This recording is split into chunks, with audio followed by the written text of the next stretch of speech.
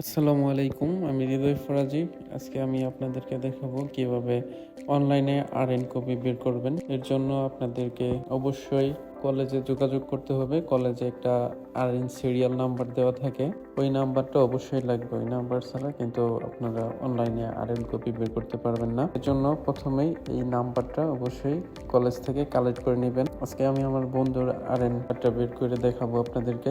এর জন্য কলেজ থেকে পাওয়া আরএন নাম্বার কপি করে নিব, তারপরে চলে যাব সরাসরি ওয়েবসাইটে।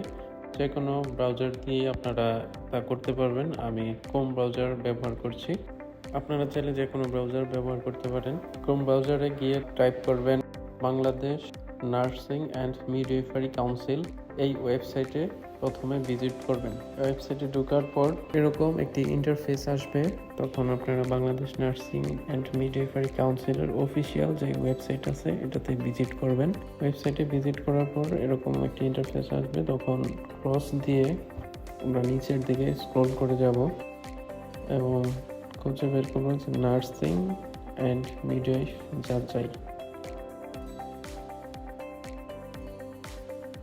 নিবন্ধন নার্স ও মিডওয়াইফ যাচাই, এই অপশনটিতে আমরা ক্লিক করব। এই অপশনে যাওয়ার পর এরকম একটি ইন্টারফেস আসবে। তখন বিএনএসসি রেজিস্ট্রেশন, এটা হচ্ছে আমরা কলেজে যেই কোডটা আগে কপি করে নিয়েছিলাম এটা এখানে পেস্ট করে দেব। তারপর আমাদের কোর্স টাইপ এখানে দেওয়া লাগবে। আমরা যেহেতু diploma in nursing science and midwifery 3 years, এটা বের করব এবং ক্লিক করব। এই অপশনে যাওয়ার পর আমরা সার্চ অপশনে ক্লিক করব, সেন্ড এনিওয়ে।